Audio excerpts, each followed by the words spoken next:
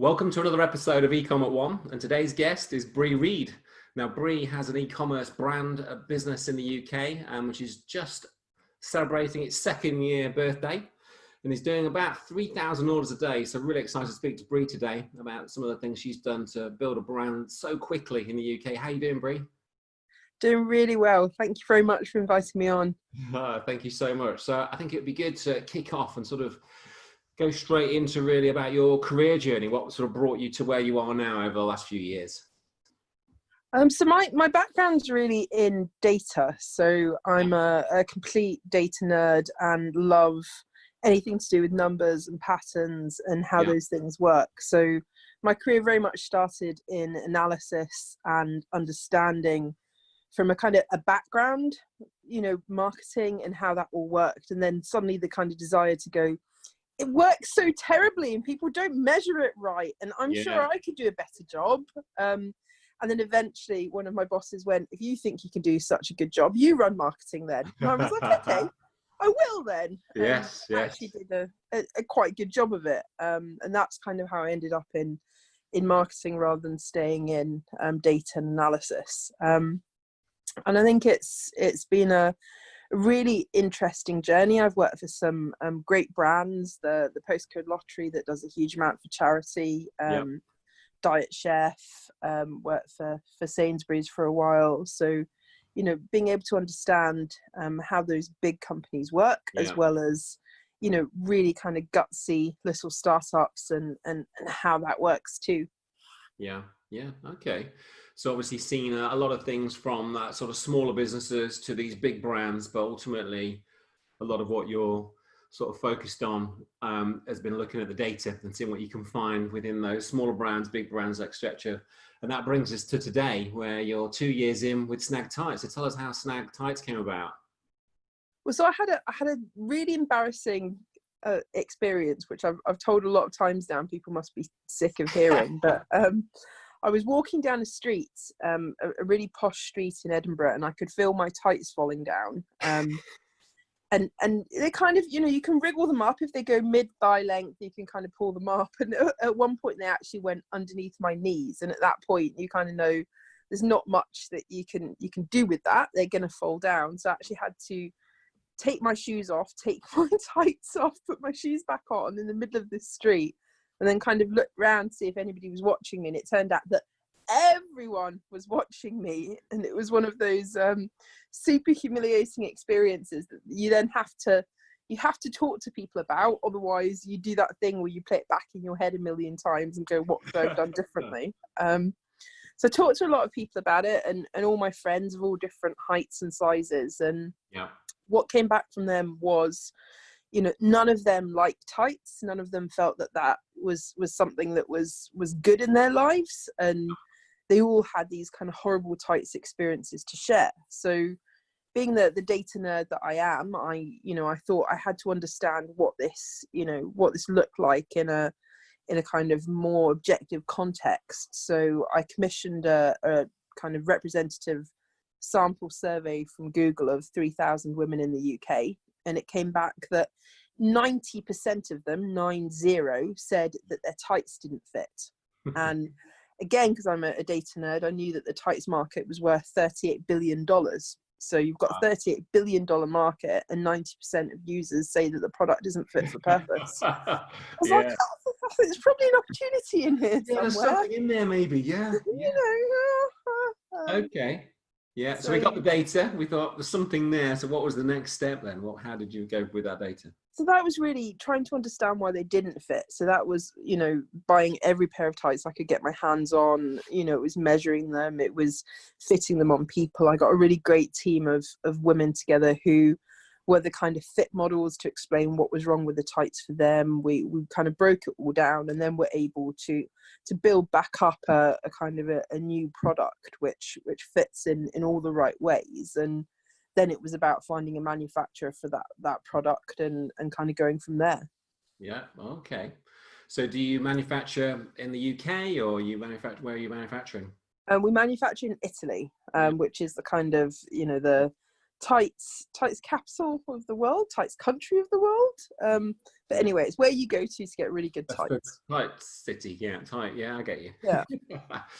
Okay, so we did the research. I mean, just finding, I think the people that are listening in, people that are maybe looking at setting up an e-com brand, and they've maybe identified a product set or a set of products. You know, how did you find sort of a supplier and a manufacturer? How would you, what sort of recommendations would you have there for that? Just takes a lot of work. I think it takes a lot of Googling, you know, a lot of speaking to people, a lot of, you know, picking up the phone. I'm not a particularly, I'm quite an introvert. I don't really like phone calls or anything like that, but you have to kind of push yourself out there and actually ask for an Sorry opinion. about putting you on Zoom. No, it's fine.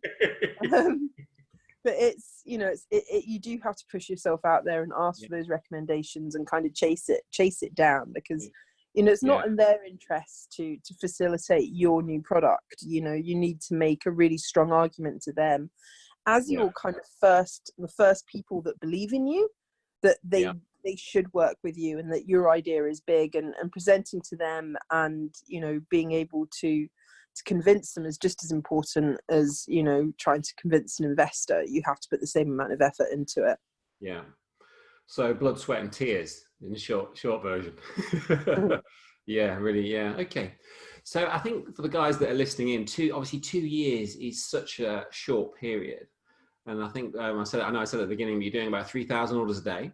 Yep.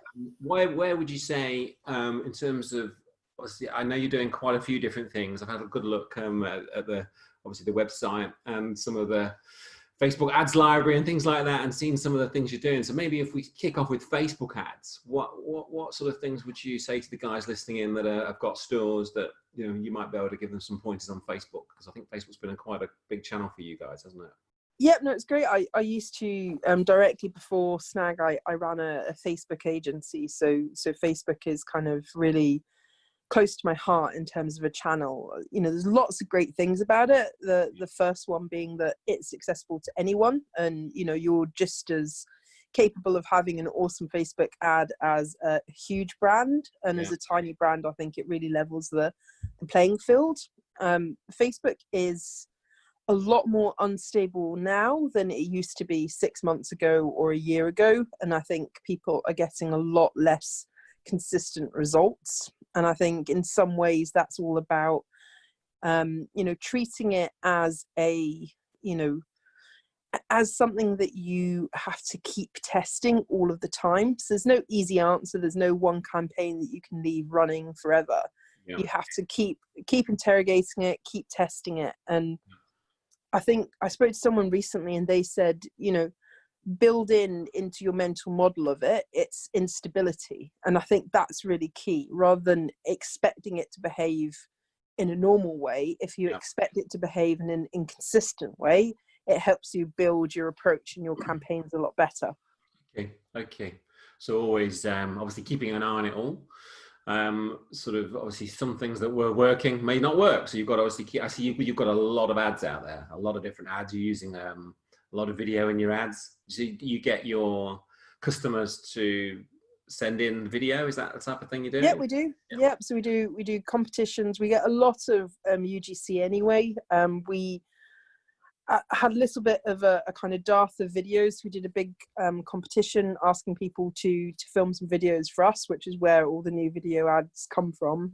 We got a brilliant response and some completely crazy and creative videos, which are great to have out there. So we try and be as real as possible in all of our advertising. We don't use any models. Everything you see are our actual customers. You can see that really comes across. I think that for me, that obviously looking at your brand, you know, before we jumped on the call, I was taken back by just how I think the great word real, and just very, you know, it just looks very real. You know, a lot of very creative people as well that are sort of sending their videos in. So they're just like, you know, you just sort of stop and have a look, you know, and I found myself spending quite a lot of time looking at all your ads, thinking, it's giving me ideas. You know, I don't sell tights, but obviously, you know, in the agency, we have a lot of other products that we do represent. So a lot of inspiration there. So I would recommend anybody that's listening in, you know, to maybe go to the Facebook ads library and have a look at Brie's ads on Snag Tights. Obviously, you get a feel for the creatives you're doing, the videos you're using, the UGC, the user generated content that's coming in. So so Facebook ads.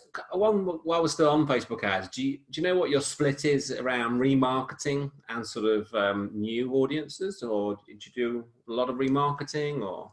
So we don't do a huge amount. The majority of what we do is around first customer acquisition. I mean, we have a very short purchase journey. So most people buy on their first visit to the website, which I've never seen for any other brand. Wow. But it's really nice. And we've got a very high conversion rate on the site as well. So our conversion rate on the site sits at about 10%. Wow. So, wow. 1 out of every 10 people that comes to the site buys anyway.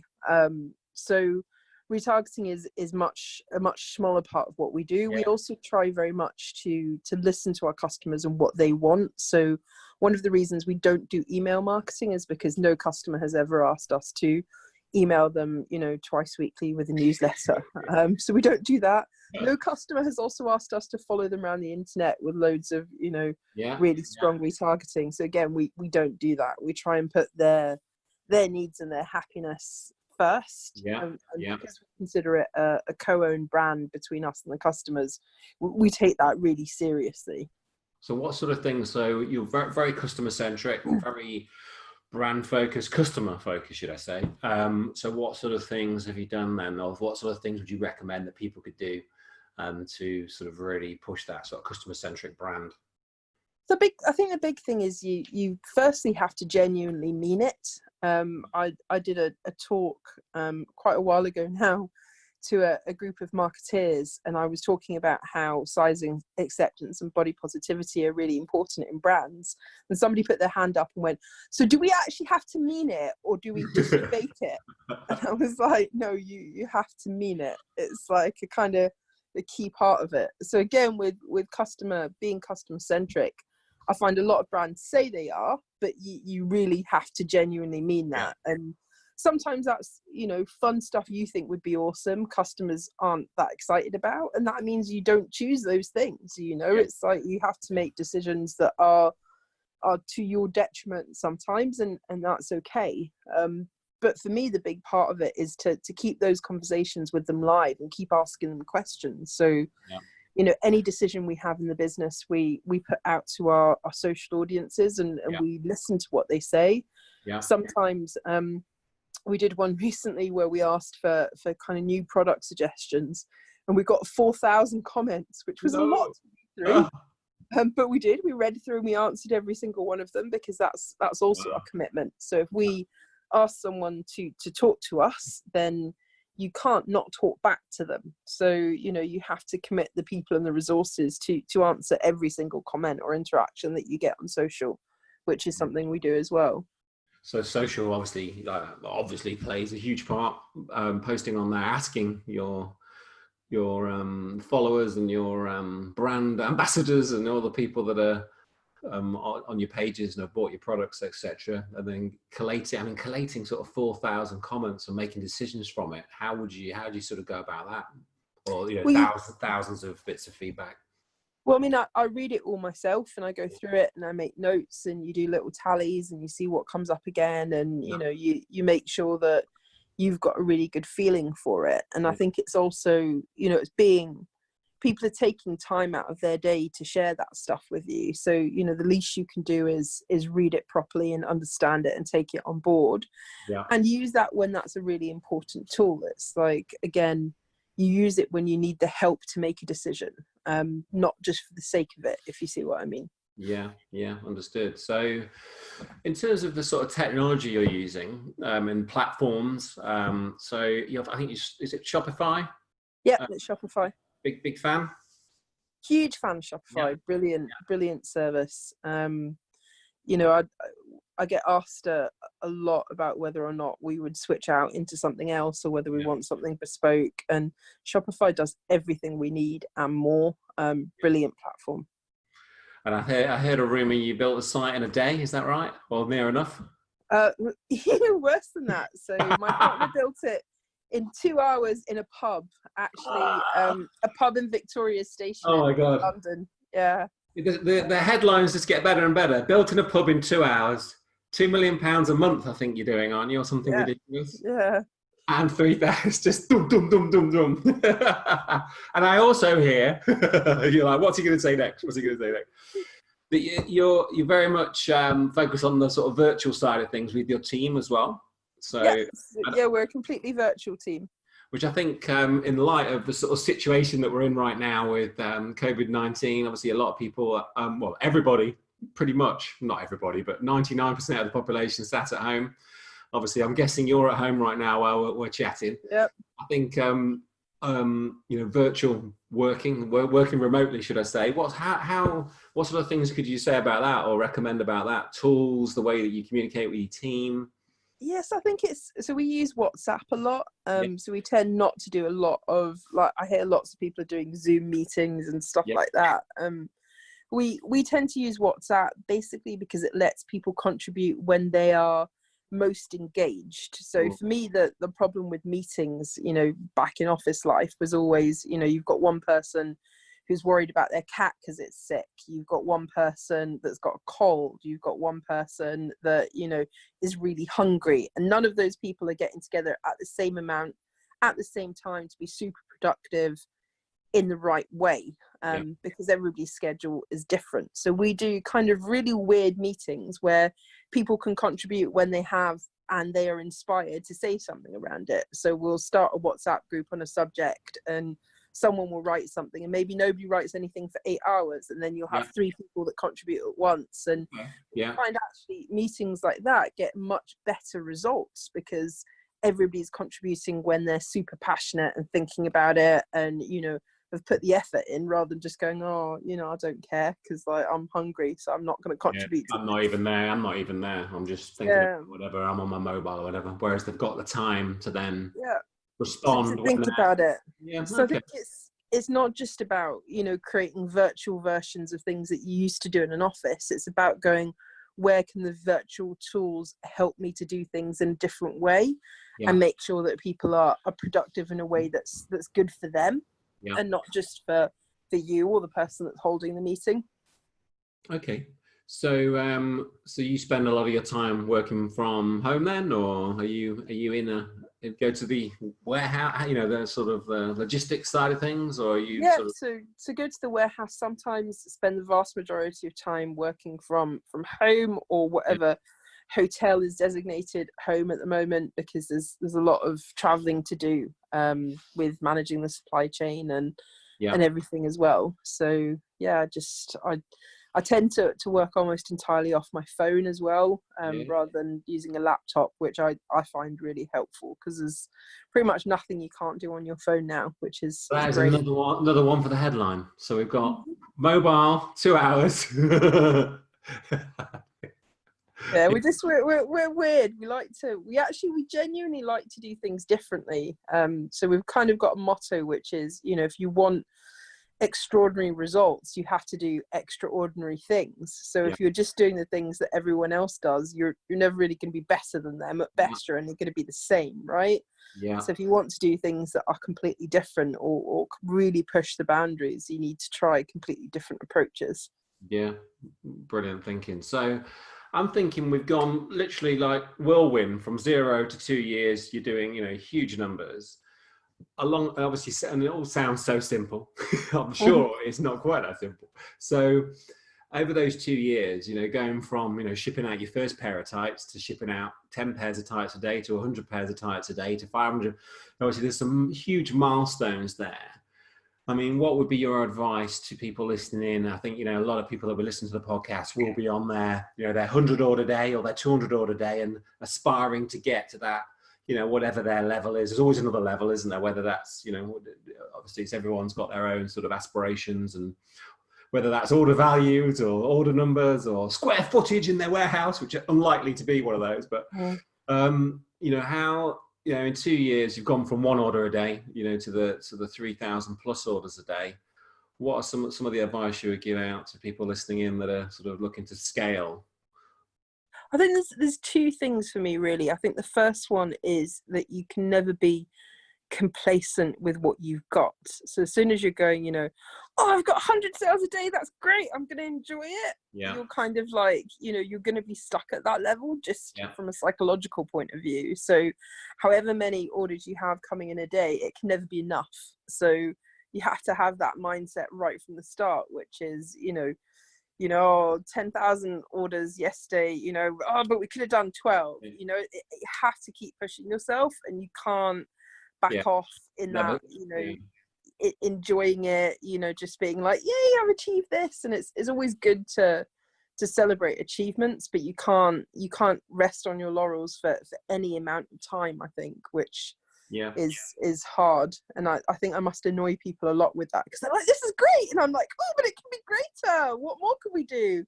So you're already completely forgotten about the 3,000 orders a day. You're like focused on the next. Yeah, and you have to constantly be focused on the next set of numbers. And I think the other sorry, go on. I was just going to say that the other thing is about building an organization where change is the norm. Because if you're going to be scaling to that degree, you live in constant flux. So anybody who isn't great at living with lots of change, anyone that likes conformity and normal days that are the same every day, isn't going to work in your organization. You have to build it to be an organization that is constantly in flux, with people that love being in flux all of the time. Having the key people in the business being very, very strong at change and adapting, and knowing that we will never, same as yourself, very, very key that those people are able to adapt very quickly and know that 3,000 orders, we'll celebrate for 2 minutes, but Brie's going to want 10,000 or whatever that number is. So that warehouse has got to grow, the team's got to grow, because there's so many things, isn't there? Obviously within that business, you've got, obviously there's a marketing one thing, but if we just sidestep that for a second, you've got that whole logistics, warehouse, team, people, recruitment, there's just so many moving parts, obviously within an organization that's doing that amount of orders. That recruitment, have you got any sort of tips on recruitment for the guys that are listening in, that are, trying to get key people in their organization? So I think with recruitment, again, we always start by asking our customers. So, with absolutely everything we do, we start at that point. So if you've got somebody out there who's already a massive fan of your brand, and you bring them into any role, they're going to love being there a lot more than someone that's never heard of you. So, we always go out to our customers first with anything like that. And we've got lots of hires who are people who were customers first and also have these amazing skills in different areas. And get somebody who inherently understands your brand, but also, loves working there, because it's, it's a little bit of a kind of dream for them. It's something that they've wanted to do, and I think that makes it a lot easier to cope with how difficult and stressful stuff can be sometimes. Understood. Okay, so what would you say would be your sort of biggest tips for people that are listening in, that are looking at starting a brand? They're literally just starting out, they're just thinking of starting, whatever it may be, to build a brand. What will be a good start point? I think that the first thing is to have product market fit. And, that it seems really obvious and stupid, but the amount of people that I talk to who are like, I've got this great idea, and it's a great idea that's relevant to, like, one person, one day a year, every 5 years. And you're like, that's not going to make a brand. I think for me, there's a concept of dwell time, which is how long a person spends engaging with your brand. So, if you're wearing a pair of tights, somebody wears those for 8 hours a day, that's a high amount of dwell time with your brand. So your brand is important. They're thinking about you every day. You need to do that. If you sell, for example, a travel neck pillow that you use once a year, your brand is much less important in that sale, because it's much more a product-based sale. So I think you need to understand where you fit in, and neither one is good nor bad. It's just about being realistic. If you're selling, blue tack, and you want to do a huge brand thing around it, you need to think, is that necessary for this type of product, or is it just about this product being better?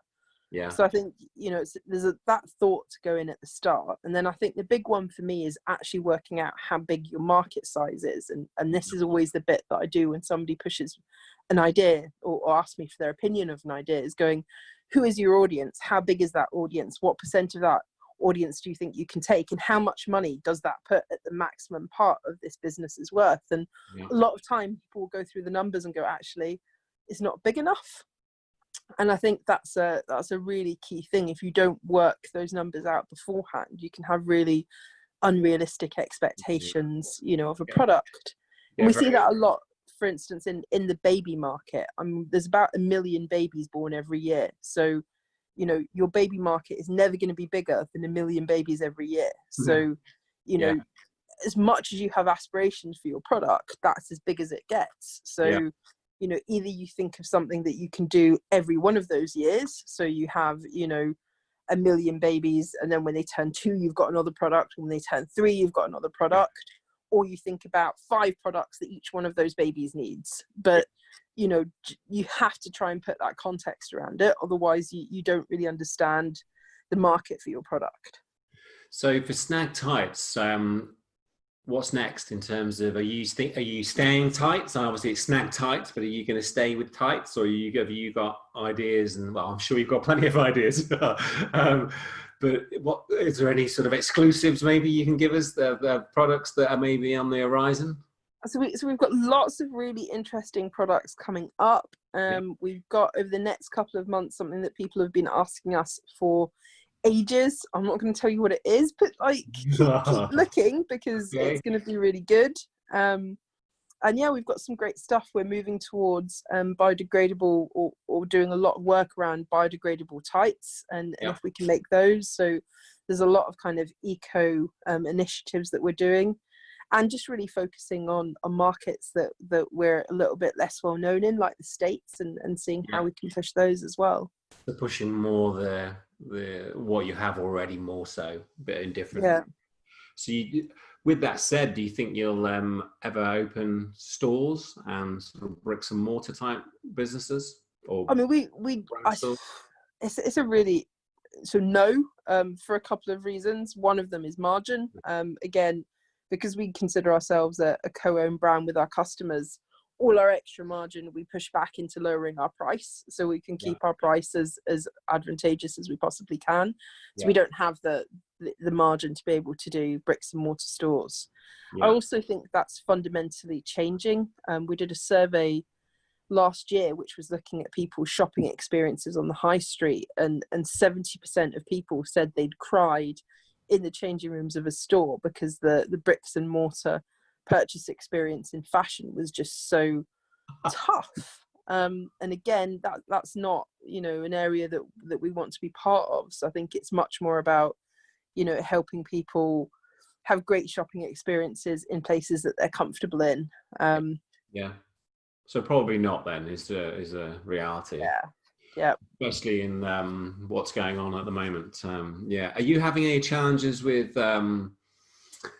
logistics at the moment, getting 3,000 orders a day out? Is that starting to bite at all at the moment? We are. I think we're lucky. We've got quite a good stock holding, but we are seeing a kind of reduction in demand at the moment, just as people sort themselves out, really. And I think you kind of can't push that stuff. This is a scary time for people. They're living life, their living experience of life is so different from normal. You just need to give people the space to, deal with what they have to deal with, and try and do your bit. So we've got a great scheme at the moment where we're giving free tights to NHS frontline workers. And we're also just doing loads of stuff to try and entertain people at home. So craft projects, great music lists, happy kind of, interesting projects and photography things people can do, and really just trying to keep people happy and amused. They've supported us, so at this time where it's really tough for people, we want to be there to support them. I think that's brilliant. I think it's so important now, isn't it? Right now you see the brands that are doing it right, which a lot are, and obviously trying to contribute and help, and then you see the odd thing that's just like, whoa, that's really going to damage, in the long run, when all's said and done, everything's going to go back to normal. And it is. It might not feel like it to some people right now, but it will. Yep. It's just a matter of how many how many sleeps or how many weeks, and it'll go back to normal. But obviously, some brands will flourish, and they will flourish very well because of the way that they represent themselves over this time, whereas others obviously will not. It'll be an interesting. I think it'll be a very interesting sort of 3-6 months to see, what brands are doing, how they're reacting. I think over this last week, there's been a lot of very quick stuff that's not very good or just very it's just not very honest, I think, or it's just doesn't represent brands at all. Whereas I think, like, as you say, I think you just got to take a bit of a breath and think, hang on a minute, how can we help? What can we do? Give them, so we can entertain them. I think it's brilliant. Yeah, thank you, Brie. So I think final question for you. I always like to end on a book recommendation for my podcast listeners. So what would your book recommendation be? So my favorite book is Frank Herbert's June, and I think everybody should read it. I think it's particularly interesting at times of crisis and when people are feeling, a little bit off kilter. It's it's really about how you triumph over adversity, and when things are completely bleak, how you can keep going. And for me, that's just a bit of a Bible for life, but I think it's particularly important just now. So it's one to reread then for yourself, is it? Yeah. Yeah. Bedside cabinet job, yeah. Frank Herbert's June. Yeah. Yeah, right. Okay, we'll get that on the list. Brilliant. Well, so for the guys that are listening in that want to find out more about you, Brie, obviously you've got SNAG Tights. Is there anywhere specifically guys can find out more about you over and above that? So I'm on Instagram as Brie from Snag, or you can find me on LinkedIn as well. Yeah, fantastic. Well, thank you very much